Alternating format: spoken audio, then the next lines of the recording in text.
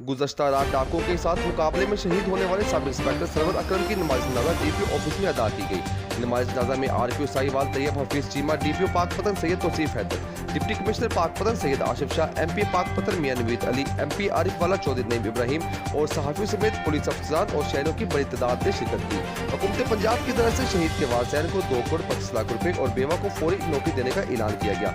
नौजवान sub inspector का ताल्लुक कबूला के मोहल्ला पीर हजूरी से था। शहीद की मैयत पुलिस की सैकड़ों गाड़ी के साथ कबूला पहुंचाई गई। रास्ते में शहीद की मैयत पे पुलिस और अवाम ने फूलों की बारिश कर दी और पंजाब पुलिस जिंदाबाद के नारे भी लगाए गए। कबूला में शहीद की नमाज जनाजा अदा की गई और तदफीन के बाद पंजाब पुलिस के चाको चौबंद दस्ते ने सलामी पेश की। मजीद तफसीलात जानते हैं इस रिपोर्ट में।